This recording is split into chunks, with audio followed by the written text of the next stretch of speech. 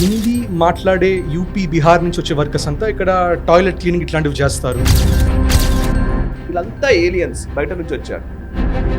మిగతా ఏ ప్రాంతాల నుంచి రాదు పెద్దగా, బట్ తమిళనాడు నుంచి ఎందుకు ఎక్కువ వినిపిస్తుంది? చైనా సైన్యం వస్తుంది, మమ్మల్ని విముక్తి పరుస్తుంది.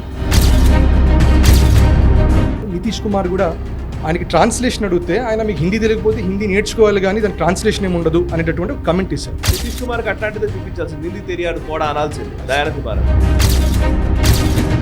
అదే హిందీ నేర్చుకోమని అమిత్ షాను అని ఉంటే ఎలా ఉండేది ఈరోజు? మరి పెరియార్ని గొప్పగా నాయకుడిగా కీర్తించేటువంటి రాహుల్ గాంధీ,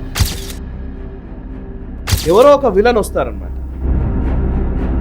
అందుకే అన్నిటినీ కలిపింది ఒకటండి. భారతదేశం ఇన్ని రాజ్యాలుగా విడిపడి ఉన్నా అల్టిమేట్లీ అందరినీ కలిపింది ఒకటి, సనాతన ధర్మం. ఇప్పుడు ద్రవిడ ప్రాంతం నుంచి వెళ్ళినటువంటి ఆదిశంకరాచార్యులు కశ్మీర్లోని పీఠాన్ని కూడా అధిరోహించారంటే, అన్ని పీఠాలు ఆయన స్థాపించారంటే, ప్రతి రాజ్యంలోనూ ఆయన తన వాదన ద్వారా అందరిని ఒప్పించారు అనంటే ఎలా చేయగలిగారు? నరేంద్ర మోదీ గారు చాలా పర్టికులర్గా అన్నమాట ఇది.